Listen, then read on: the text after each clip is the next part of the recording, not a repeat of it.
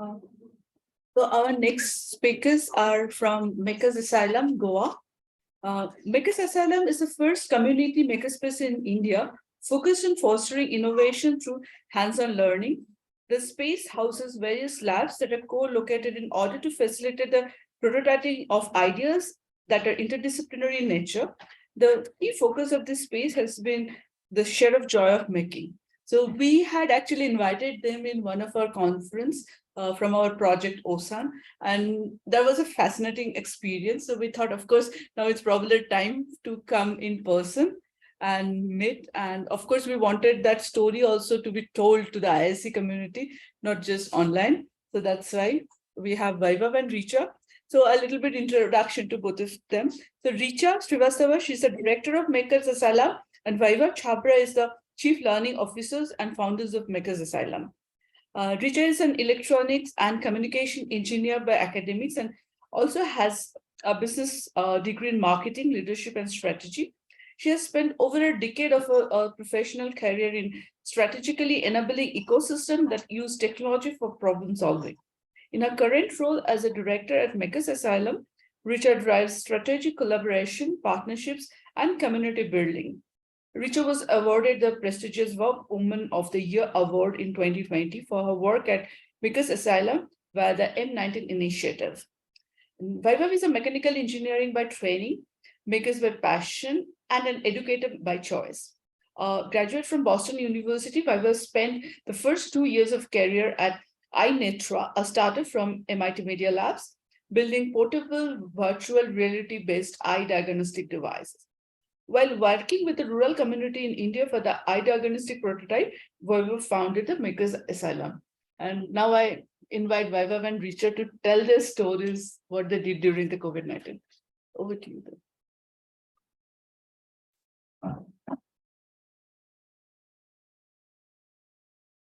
Thank you.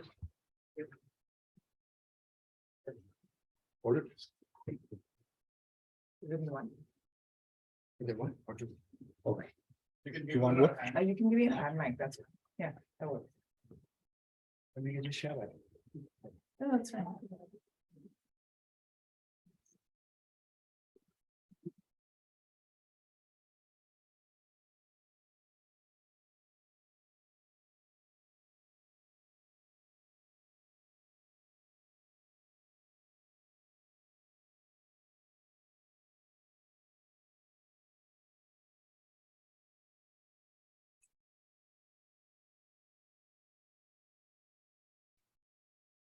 Worry to follow it. Okay, cool. Let's see this works. You can speak. Okay, thank you so much for having us once again. It's beautiful to be here at ISC, and it's an honor for us to be presenting about some of the work that we've been doing over the last couple of years. A little backstory, while this gets set up, Makers Asylum started 10 years back out of a little garage in Mumbai. Actually, for the office, and I have a colleague over here from those times, so it's beautiful to have him. But Makers Asylum initially started at the back room of the office that I was working at, iNetra, a startup building mobile-based eye diagnostic devices. Yes. Approximately about 10 years back, to create a community rather than a space for people who had similar mindsets and thoughts to come together and share tools and share a space, a mind space rather than a physical space, where we could talk about different ideas and actually build a community around solving problems. So that's how it really began. And over the years, eventually we set up a garage. There we go. This is our space now. This is where we are in beautiful Goa, inside a 100-year-old Portuguese home. Go on Portuguese home. Which we just moved about 3 years back. But I'll tell you about how we got there. Right there was probably our first space. This was a small little garage, about 250 square feet, inside the back room of our office. And then we moved to another space, which is in Parel, so Bandra, Parel, Andheri. And eventually our space got too big. We kept being kicked out of various spaces for multiple reasons, whether the landlord wanted to ask for more rent or he wanted to set up a canteen at his best space or whatever, more profitable things. Eventually, we finally made it to the space in Andheri, which was this one, which was this massive warehouse, about 10,000 square feet now in Mumbai. And for those of you guys who know Mumbai, Mumbai is crazy when it comes to rent. So we were in this beautiful space and we were doing a lot of activities, a lot of programs, and we talked about that when the pandemic hit, and that's how we made it to beautiful Goa. Okay, moving on. That's a little bit about the back history. This doesn't work anymore. Sorry. You probably have to click on the screen. Okay, let me click on the screen. There we go. Okay, like I was saying, initially the space started as a place for people to come together and share tools and make things and to really build that mindset. But over the years, we've been able to set up various shops. You want to talk about them? I mean, yeah, and this is just visual representation. I think even Craig was talking about his workshop. It's got the woodworking workshop, we've got metal, digital fabrication, 3D printers, of course, a lot of electronics, virtual reality, anything at the intersection of kind of like hardware, design, programming, sustainability, something that we focus on. And of course, organically over the years, a lot of people started coming to the space to learn. While it was designed to be a DIY space, a lot of people came there to actually learn because a lot of people were curious. They had an idea, but did not know how to go from thinking about an idea to actually making it happen. And then we started designing a lot of workshops and programs which focused on our mission of learning by making. And slowly, they kind of got a little bigger over the years now. For example, the STG school is something that we do with youth, where we bring in people from all across the world to work on the UN Sustainable Development Goals. But at the same time, they kind of like focus on making as a core skill of how you solve problems, right? This we do in partnership with a lot of different universities from different parts of the world, and then also UNESCO, UNDP. So like involving a lot of different kind of stakeholders as well. This is another one that we do called the Innovation School, which is for largely for younger adults, I would say teenagers, where we actually go through the process of innovation and help them kind of learn and understand how you can use technology to actually build your ideas and take things forward. These are like teenagers, so 13 and above. So we want to like really also impact the next generation because we feel that the mindset around making needs to start a little early. Although we all originally started off as an adult maker space, kids were not ever allowed. But now I think we've graduated to the point where we think that it's very important to also create an impact there. This particular program happens in a hybrid structure. We teach them usually online, and then they also come on for residencies to our space in Goa. It's kind of a really fun program, but this is largely where our methodology focuses on. It's, of course, a lot to do with design thinking, frugal innovation and Jugaad. I know Craig said that it's not in Jugaad, but we really feel that that's a very interesting kind of segue into innovation as well, because that's where you start. And then, of course, making, because you need to act in your thoughts to actually create a difference. And this is kind of overlaid with a lot of interdisciplinarity and diversity, because most of our programs are age agnostic and discipline agnostic. So when you bring all of that together, I think hopefully the magic happens. Yeah. I think So slowly the programs have started becoming bringing together people from various different parts of the world, and that's how the space organically started growing.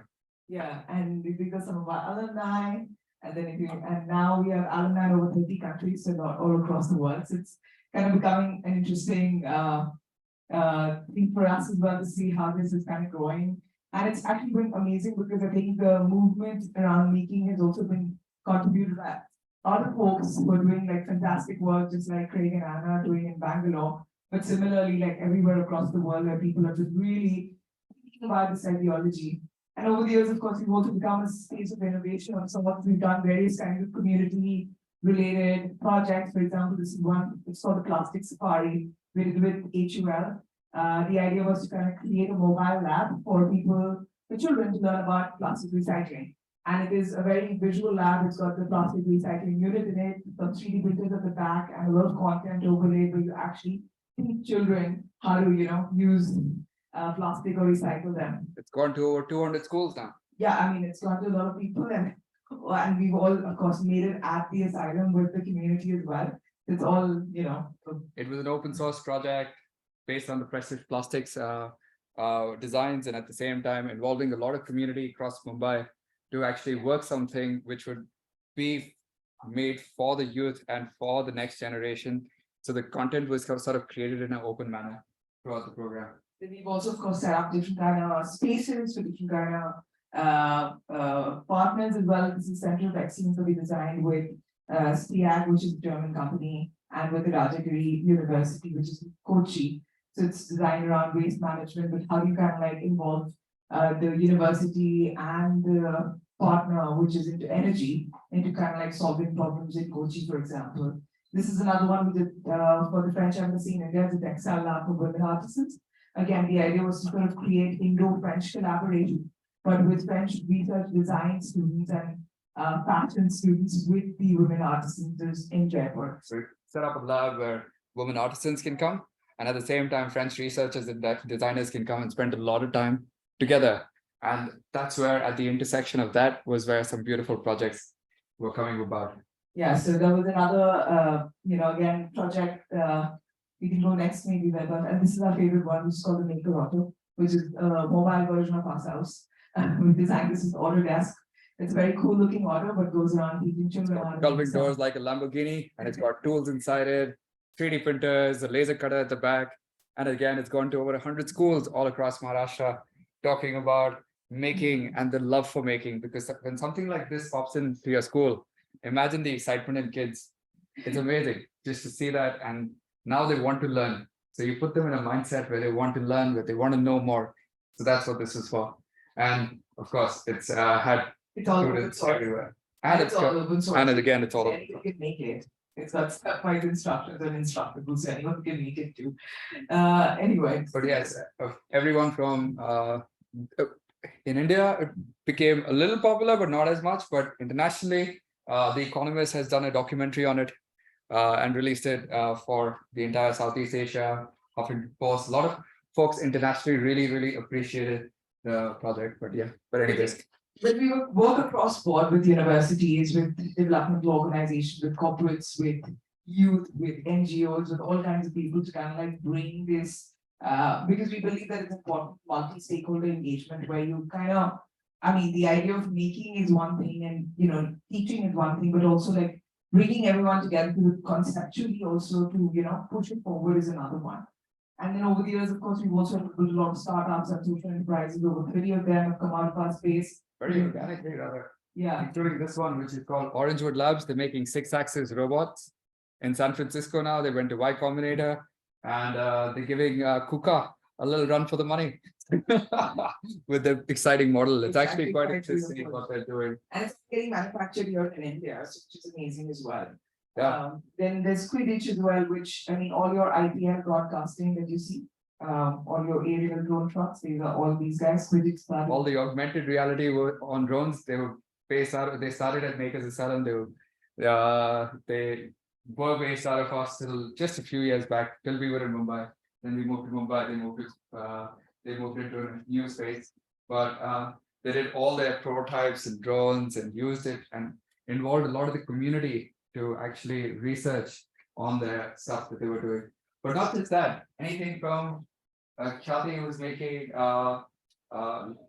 leather notebooks and bags, but using waste products from flowers and other things to actually make sustainable leather bags and notebooks, and using laser cutters and trying out new designs, this kind of stuff as well. So very diverse set of people and artists also using the space.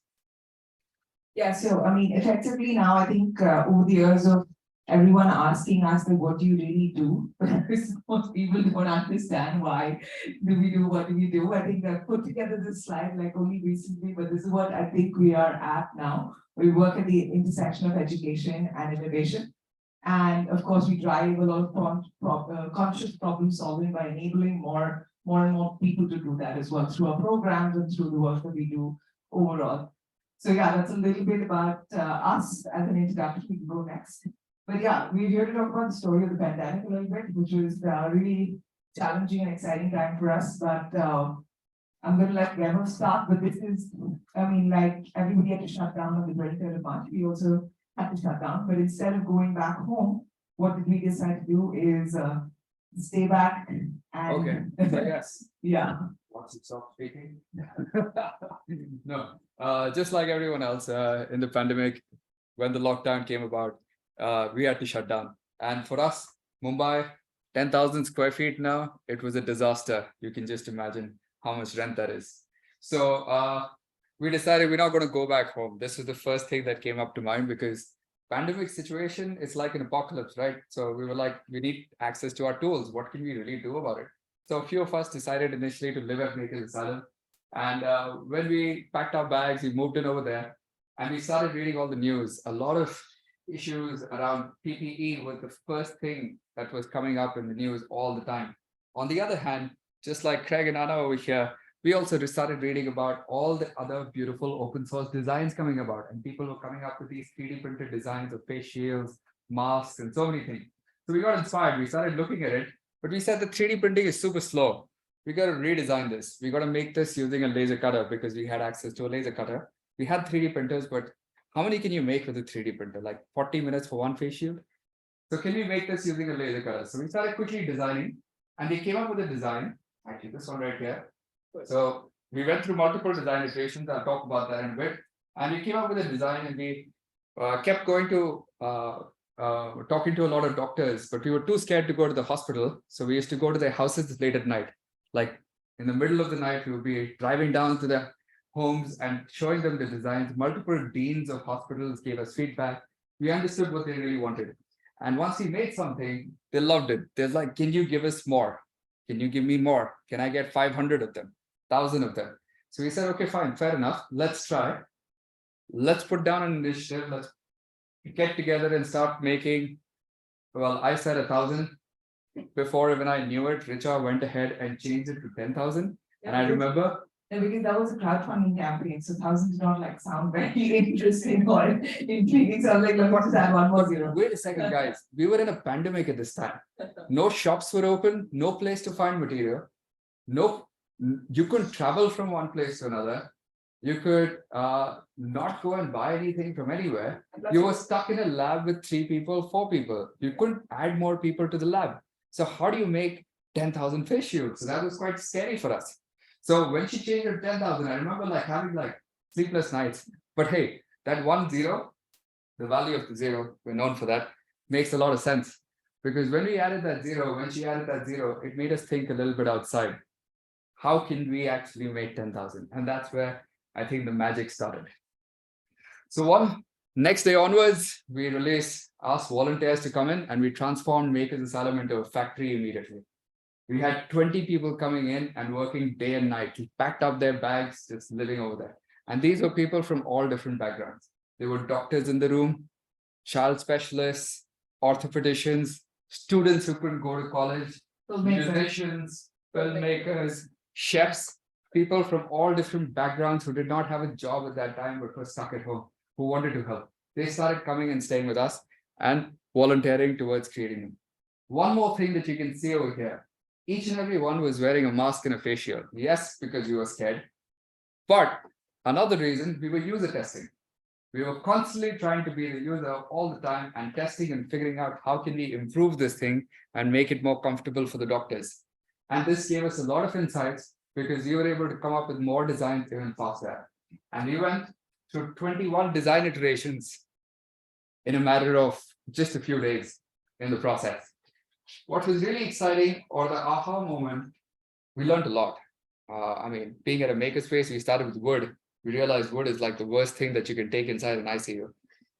Went to acrylic, better but brittle. Finally, this was the aha moment right here.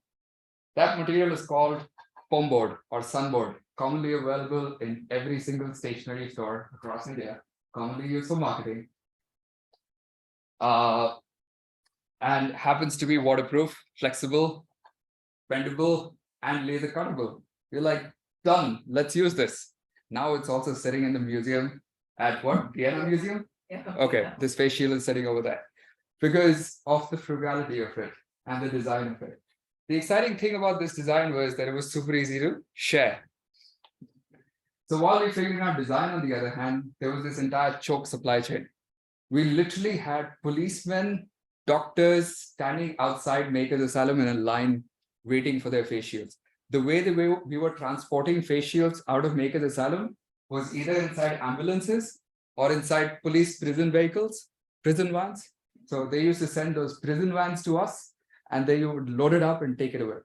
And it was madness. I mean, the kind of stuff that we were doing. Yeah, and we got permission only to like keep ourselves open because the police wanted the face shield. So we said, okay, fine, give us the permission and we keep making. So that's how we were able to go across actually parts of Bombay that we've never seen before. We've gone to warehouses, we've gone to like Driven inside airport. the airport We've driven inside the airport warehouses. in a tempo traveler. So it was quite a surreal and once in a lifetime kind of experience for us. But one more thing that we were doing all through this was sharing all our designs openly via GitHub. We went another step though. We made videos about how to actually create the same assembly line, no matter in which lab you are, where you are. So you can copy exactly what we were doing. We started making videos on how to keep your lab safe during making this. Not just how to make them, but you need to be safe at this time as well. And how do you make that happen? So we started doing that. And then the magic happened. We started connecting laser cutting shops across India because there are enough and more laser cutting shops in India, to maker communities because there are enough and more makers spinning around in India now, to funding bodies and to volunteer workers. Funding bodies, that's a crazy one, but I'll talk about that. Crowdfunding bodies, other philanthropists, and this to create self-sustaining communities. And what happened after that was beautiful. We went from 1 city to 2 to 5 to 20. Eventually, we had 42 cities, towns, villages joining the force. We had everyone from BBC News to NDTV, everyone talking about this. So it went quite viral in its own ways. But what was so beautiful was that we went from 0 face shields to 1 million face shields in a matter of 49 days. Now, 49 days, to give you that perspective, even a big manufacturing facility could not do that. I mean, Mahindra made 10,000 face shields. But anyway, just to give you a reference point, we went from 0 to the first 100,000 in 15 days. The next 100,000 came up in the next 7 days, and eventually we were making 100,000 face shields a day. And how are we doing this? We weren't making ourselves. This yellow line over here is Makers Asylum. We were consistent. What was happening was other labs and forces were joining the force, and these are all the other labs that are joining in at different times. The most beautiful thing that happened, you can see there were other labs that were joining with different capabilities and different manufacturing capabilities as well, which were much faster than what we could ever produce. And that was beautiful because now the knowledge wasn't being shared one way. It wasn't us sharing what to do, but we were also learning from the community what we can do better. So it was a two-way street. And when we weren't making face shields, we were actually making more face shields. So that was very, very beautiful. And we started getting photographs from hospitals, from policemen, from people of how thankful they were. And that was just the most beautiful part of this entire initiative. Once again, it's like we talked about the interdisciplinarity. It was the entire community of people coming together, filmmakers, chefs,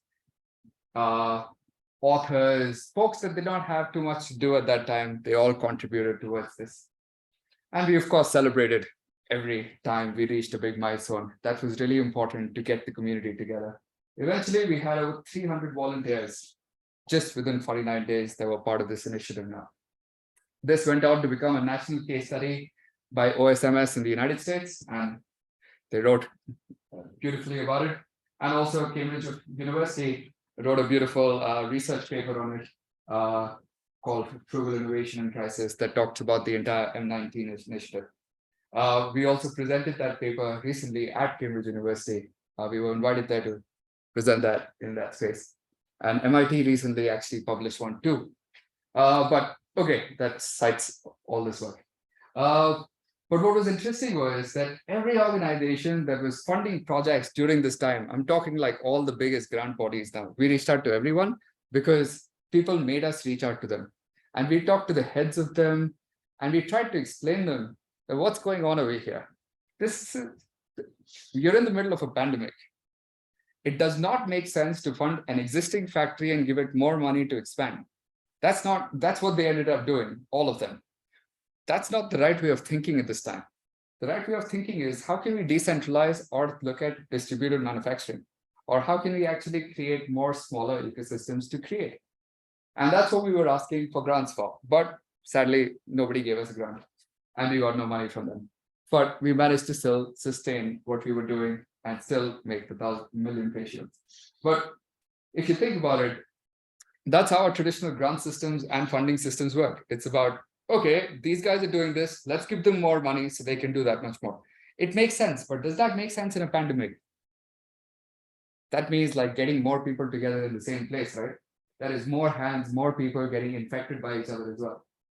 And is that the way to think about the future of manufacturing or innovation in that sense? Okay, anyways, that's a good question to think about. But then during this time, we also worked on a bunch of other devices. We worked on active respirators with Ames Hospital, so that this sort of stuff, but a much more, we progressed quite a bit in actually creating full active respirators.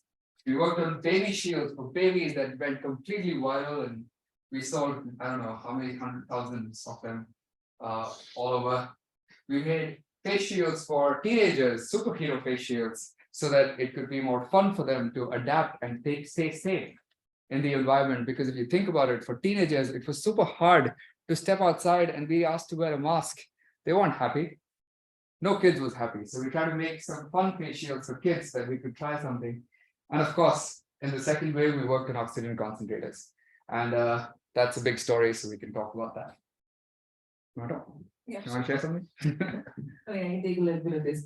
Then fast forward to actually the second wave, which was in April 2021. Oh, by now we were kicked out of Bombay already.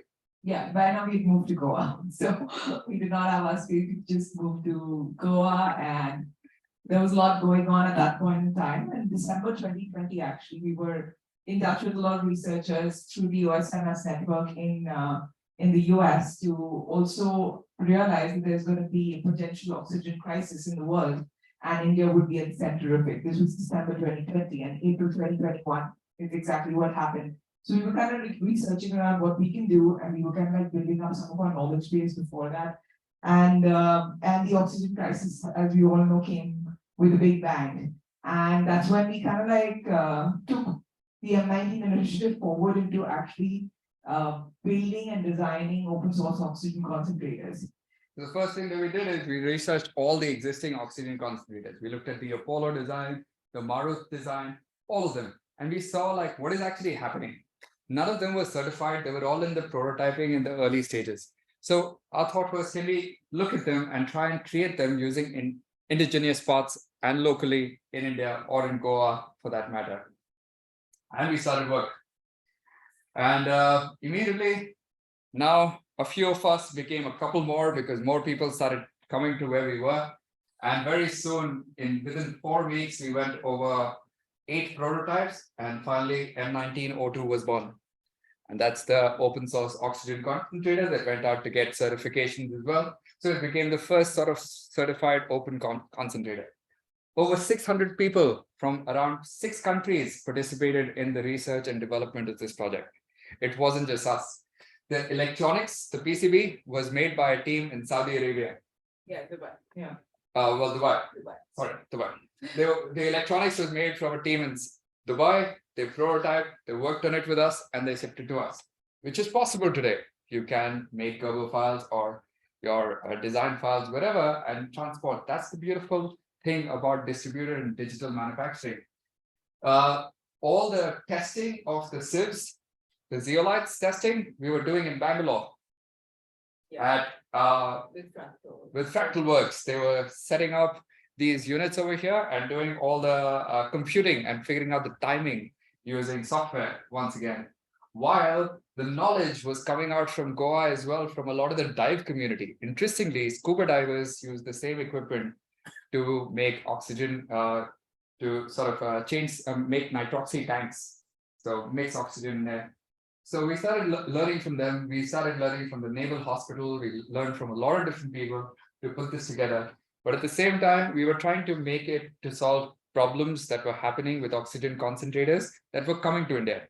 So just to put that into perspective, somewhere around, I think 300,000 oxygen concentrators got shipped into India.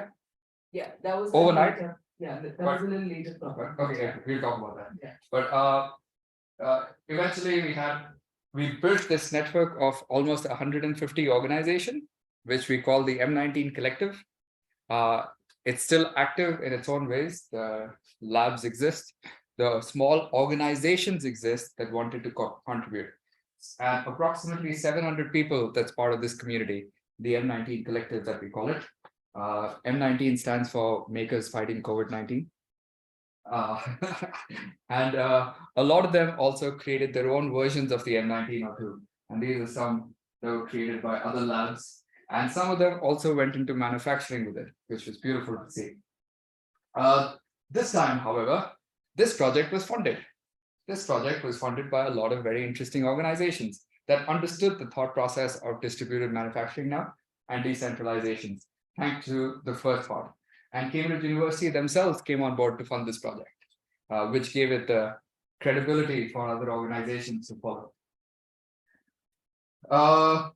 Another thing that happened during this time was thousands and thousands of oxygen concentrators were now being imported into India. So we switched our focus to that because every day we were getting calls from hospitals and also from communities because they were telling us that we've got these oxygen concentrators, but something is not working. They're not working. We don't know what's going on. Is it even giving oxygen or not? They had no idea. Because on a Chinese oxygen concentrator, it doesn't tell you what's the concentration of an oxygen it's giving out. It just tells you the liters per minute. So nobody knew what was really happening. There was no knowledge available on ground. So thanks to the European Union, we managed to get a grant and we started doing repair cafes. We did repair cafes in Goa, in Pune, in Mumbai, online, digitally, everywhere, to start sharing this knowledge that we've put together in this community to start repairing and reusing oxygen concentrators. What was so interesting was so many of these oxygen concentrators that were imported to India had simple failures like simple wiring coming off or breakage of the motor or something simple, which was easy to fix. It was like a 5-minute fix or a 10-minute fix. So you could really fix it. But the knowledge base on how to do it was not available. So we started really putting together that knowledge base because we thought that was more important at this time. And saving an oxygen concentrator was more valuable for us, and I think it should be to all of us, than to build another one, because then you're actually saving so much more. And that's why we did a bunch of these initiatives, even in Asylum in Pune, everywhere. And we managed to very quickly start reviving a lot of these oxygen concentrators. This knowledge was then widely shared through, thanks to Zoom and thanks to Google Meet, to all the people and all the communities in different parts of the world. Especially Italy had the same issues. So we were really able to work with the Italian community of makers to help solve this sort of a problem over there. Same problem happened in Ukraine afterwards. And we were able to train the makers in Ukraine on how to start fixing oxygen concentrators and figuring out what are the loopholes and common fixes that they can do. So we started making these reports and other things as well. This was what we did in a small way. Craig shared about what they did in a small way. But collectively, as a maker community, as this open source community, 48.3 million units of medical devices was created during the pandemic. Almost was 200. This is only the first wave. This was only the first wave, by the way. Almost $271 million worth was created in an open source, decentralized manner through open communities of open makerspaces. Citizen-led innovation was happening during the pandemic, where the citizens were contributing. And this are just some numbers, some contributions that open source medical supplies put together. Another organization that was started by dear friends of ours in Boston. Okay, then Cambridge University gave back to us a report and told us and helped us understand what really worked on what we did. And these were 4 things that worked when we did the initiative. One was that the purpose was driven. They needed a purpose to be able to build this community together. communication of the external impact. That means that we were constantly communicating what was happening and how people were coming together. That was very, very important to this. And we used to do this through fun social media videos sometimes. And we started it and other people carried forward. There is a beautiful documentary now on it by CNN that talks about these open videos and everything. Maybe you can watch it if you'd like. But that talks about the community impact. The other part of the structure to communicate locally. So one thing that Richa did beautifully during this time was that while she was connecting the laser cutting shops to the maker communities, to the hospitals, she was making these amazing small little WhatsApp groups, simple as that, to help them communicate locally. And at the same time, coordinating that local impact in their cities and towns and villages, putting people together, very important. And easy sharing of knowledge, making it easy for people to understand. So if you just put all these simple four things together, this impact could be recreated. However, there were some problems. Regulation around healthcare. We all saw this, especially when working on new devices, because testing of new innovation in India was very, very difficult to do. There was no way that we knew where to test, how to test, who to test, and how to get a hold of somebody to help us with that. Sedesco never answered their phone, even till now.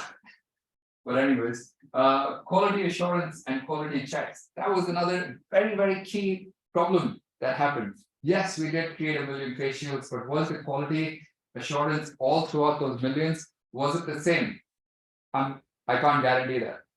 And that was one problem. How do we fix that? And this is the question, and another case study that we're working with Cambridge University on to try and answer this question. That can we actually look at quality checks and quality assurances of medical devices together? The other thing was So that's in a decentralized manufacturing setup. correct, in a decentralized. Yeah. Actually, you know what?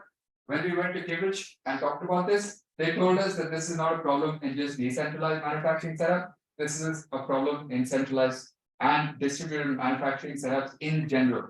So distributed even within the same company faces this issue. But can we look at it together and find simpler ways of doing this?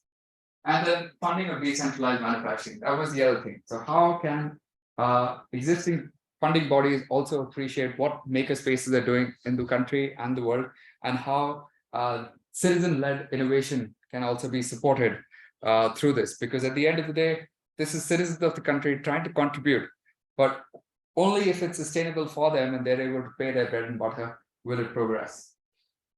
Okay, as the world becomes more complex, this is also very interesting. But you want to talk about this a bit? Yeah. Okay, good. Okay, I mean, the next part of the slide is the last bit, and I think it's more about like questioning and kind of involving everybody in the conversation as well as to what we do could be an interesting way to go forward from here as well. Because most people also kind of like think about, a pandemic is a driver for something like this, but that's not true. And how can you build like more sustainable, resilient systems, ecosystems that can maintain and do the same things for the future as well? So like I said, as the world becomes more complex, we need to become conscious problem solvers, and we need to collaborate together to share that knowledge to build resilience. And this is a chart by one of our friends, Bodo. It's a beautiful chart, and it talks about how 20% of the world's challenges create 80% of the issues. Viable business models can be run to solve them, but 80% of the world's challenges go unsolved. So there's a disparity when you think about innovation and challenges and global challenges. And now with everything around the world, which is climate, which is sustainability, all of that coming through, this chart becomes even more relevant, I think. And one solution that we think could be very interesting is a closed innovation cycle versus an open innovation cycle. So this is what happens in a typical closed innovation cycle inside an institute or inside a corporate, where you come up with a big idea, you design, analyze, test, build, and keep that going. And finally, you have a successful solution, and then that's about it. That's about it. This is what happens in an open innovation cycle. A big idea comes and it travels to other places and people, and more big ideas come from it. Design, you have multiple sources of design coming to this, not just one thought. a chef sometimes has more better ideas than an engineer, and we've seen that. Analyze, build, test. Now, again, all of this is happening in a colorful manner where more people are being propagated to it. And finally, leading to not just one, but maybe many successful solutions that can then go out and be created into the world. And we saw that with the case and point of the M-19 initiative as well. I mean, it was exactly the same cycle that drove that kind of thing. I think in the future, when you think about like traditional structures where there are vast number of contributors, but the impact is shared by only few, versus an open social innovation cycle where there are many contributors and they all share the benefits and the impact of what you do. And is that what we want to transition towards innovation in? And largely our programs and thought process around the community-led initiatives has been the fact that you kind of like really involve the youth, the community, the stakeholders together, and you see periodically if you kind of engage in open source and collaborative work, the number of innovators are going to increase exponentially. And if that's the case, then your innovation quotient as well kind of really goes up in general. And it's already been happening. There are organizations in the world, there are various organizations, the iGEM Award is an example, Ashoka is an example, Acumen example, that is supporting this, which is allowing to push this further, which is around open innovation and creating more communities to solve problems. Okay, now that'll bring me to the last point, and this one's about open source R&D and effect for citizen-based problem solving. And I have Anshuman also over here with me, who's helped put this together. Because if you think about it, this is how innovation and R&D looks today. You've got universities doing innovation, you've got governments doing innovation, you've got startups doing innovation, and you have corporates doing innovation. And this is a typical academic R&D setup. And that's been beautifully put by Anshuman over here, who's joined us. He's enough can be said about him, but he's a postdoc from MIT Media Labs, who's doing a lot of work around open innovation and otherwise as well, innovation in general for many, many years.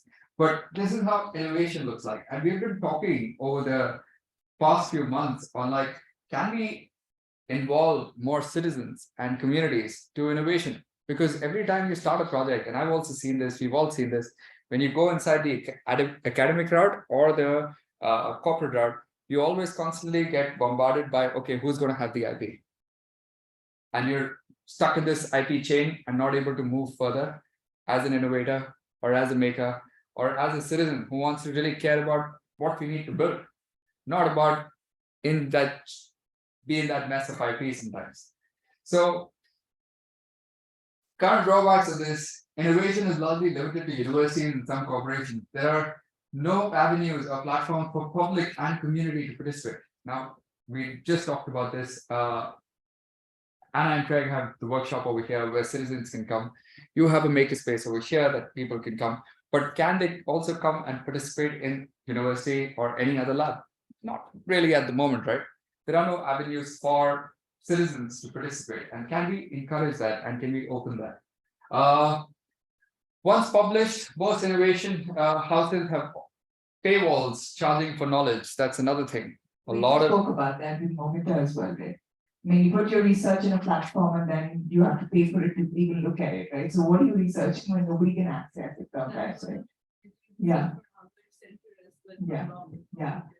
Exactly. And the other one is, of course, like... And this happened to us as well. One of the papers that was recently written about ourselves and by some folks, we can't read it ourselves because we don't even know what's written about us because you have to pay for it first. Like, let's forget it. Just send us a screenshot. But research is funding driven as well, right? And that's also something needs to pay for it. Something needs to pay for it, right? And it's like that. So yeah, some of the drawbacks and the bottlenecks for community-led collaboration as well, like patents and IP barriers is one. And we think obviously people are thinking on the direction of how do I IP it, how do I patent it, lack of structured approach to problem solving, because obviously when you are doing a community collaboration, it's not a very structured format, and how do you kind of like go forward from there? And then the lack of domain experts and people who can actually help you to actually move in the right direction as well, right? And then we think that these could be the possible. Yeah, and we think that these could be the possible reasons why an open source R&D structure could really work. And one is, of course, community approach to problem solving, because you're involving motivated citizens into that research. Free collaboration, so there's no IP barriers. People are open to kind of like exchange ideas, build knowledge base and collective sharing, right?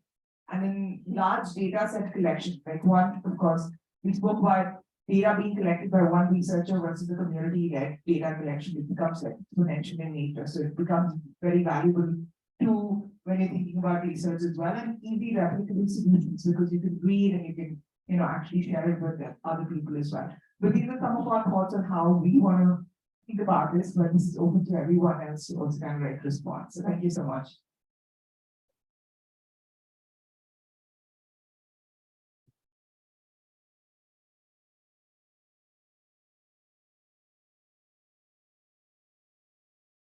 Yeah, I can shout out that. Yeah. Yeah, so,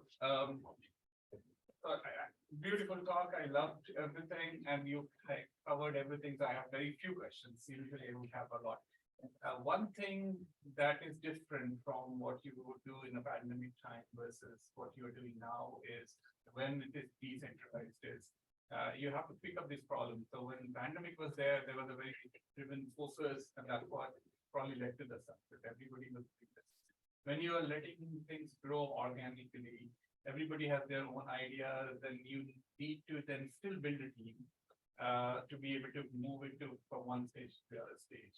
So how do you pick your problems? Who picks the problems? Who creates the team? What are your roles as the makerspace? How does that happen? So it can't be completely open to when it comes to organically beginning. So the way that we're thinking is that currently, He's asking existing models of what we're doing at the moment. okay, in existing models, yes, it's completely organic in the way that people from different backgrounds come and use the space. It's open for people to use. A lot of them are coming for programs and starting their projects and using the space to build it. In the case of more open R&D or decentralized projects, that's what we're working on right now. And we're trying to see what happened during M-19 can happen for more such projects, right? And that's why we're working together with Anshuman over here as well. And we're trying to figure out, can we look at a few key projects? Can we start with some simpler projects? So you are doing the selection of defining the projects in the beginning, and then involving the community, something that the community can have purpose to be a part of. But eventually, we do want to make it in a way, build a platform or a process or a templatized way so that more people can start their own projects. But once they have a purpose that's clearly defined, why other citizens would really care, and if many people are caring for it, then they can start building that and have support of that ecosystem. At the end of the day, those are the 4 points that I talked about earlier as well, that if any project has a purpose which is accepted, and people who jointly commit to that purpose, that's very important. The other thing is that you need clearly defined way of passing on that information. What can the community do in this? So whether it be research, whether it be go ahead and make something that I need. So for example, in the case of the oxygen concentrator, we want electronics. So there was a certain ask, there was this project leadership towards the project. So there was an ask that, hey, I need electronics being created, or I need folks to work on the civs and the timings, because that's where the issue is. So they're able to contribute to that. So simple, straightforward instructions where people can contribute. That's also important. And then along with that, you need an existing network, and we're building that network. We have that network in India. There are enough and more makers in India. There are enough universities in India. So can we connect them so that folks with similar purpose and problems, well-defined stuff, can start contributing and working towards it? Yes. So in this case, right now, what we're doing is working on a few other projects. Yes, pandemic time, there were clear, committed projects. What was the need? Now, can we look at so many more projects and find not maybe 100,000 people who are interested in just that one project at the same time, but even if it's 100 people, 50 people, 10 people, that's fine. That's a smaller community working on that open project. As long as the purpose of that project benefit the 10 stakeholders that are working on it, that's great, right? It doesn't need to be that big. Yeah. We need to start smaller. We need to start more specific. And that's what we try to work on. That yes, in the pandemic, we had all the global attention, but let's work on specific things now and use the same learnings from the pandemic to do more such problem solving with the community. Yeah. And I mean, just to add to Bevan's points as well, like just apart from the open research structure, you obviously also work through our programs to kind of enable that thought process. So there's the ideation, the making of a solution, all of that can happen in these programs as well, where the youth is involved. And then that leads to like them involving further into this research as well, could be like the next step towards what we can, kind of like cross collaborate and do more things with them. Right, so just a sort of follow comment on that, not much of a question, but thank you for the wonderful presentation. Touches upon it, and you go back to pre-pandemic situation, we had all these Kickstarters and the Quirky, it was, I don't remember the name now. Yeah. So Yeah. there have been a number of these sort of platforms, right? For crowdfunding. Not just for crowdfunding, but also crowdsourcing the problems, also getting collaborators in. You also had the approaches where people sort of, even for example, decoding proteins, for example, there have been these crowdsourcing solutions, right? Which NASA have used and these scientists have used earlier as well. So there have been a number of models, so it would be good to have a look at those as well. Yeah. Because they were pre-pandemic, they have been quite successful on certain problems. Just as what you're saying is in certain kinds of problems where it's not common for the entire community, but there will be a community that will be interested. Right. So definitely, I think great examples. I would be happy to connect and look forward to sort of discussing further. Thank you. That'd be quite nice. Would love to learn from you as to what are some examples from before. So we can learn from them and at the same time see what we're trying to do, maybe merge them, learn, work, collaborate. Is excellent. I think it's just that I'm curious whether you have looked at those because there have been many such items earlier and successful ones. Yeah. Nice. Would love to see them. Thank you.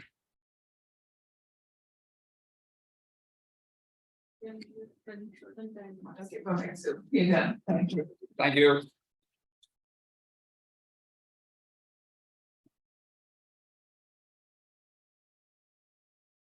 I think now it's time to close the day. So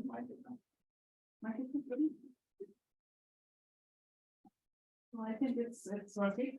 So I think it was quite a long day, so we should close here. But before closing, of course, I would like to thank everyone who joined us and also the speakers of the previous session and this session. It was really exciting. And yeah, we hope to continue with this kind of discussion in the Science Institute, where we always focus on only one aspect of doing science. And if I look back to when this project started, that was also the idea, because we thought that in the science institutions we're not looking to the society. We are very close up to just doing the science. And with that idea, then of course, but exactly right now what Vaibhav and Richa was saying, some of the things we also felt, for example, why the knowledge is behind a paywall, or why we don't have more collaboration from the society, or why the, let's say, the research facilities are not open. So with those ideas, we try to look to say, okay, let us mobilize the science community and be inside the Science Institute so that we have a bit more open environment. So it comes from the concept of open science, where we try to make it science more for society, having the openness into it. And with that, we had this project called this OSAN. And yeah, so the project is also, it was like a year, so it would also be in soon. And I think this is a beautiful way to kind of end this project here, but of course, like just the project period, we would continue working on this community building in the science institutions to have spread the open science. And of course, we would going beyond now open science to open innovation as well. So yeah, we have probably the community of the people who are interested into this philosophy. We will let everyone connect with each other. So we'll go forward from here. So thank you, everyone. Thank you.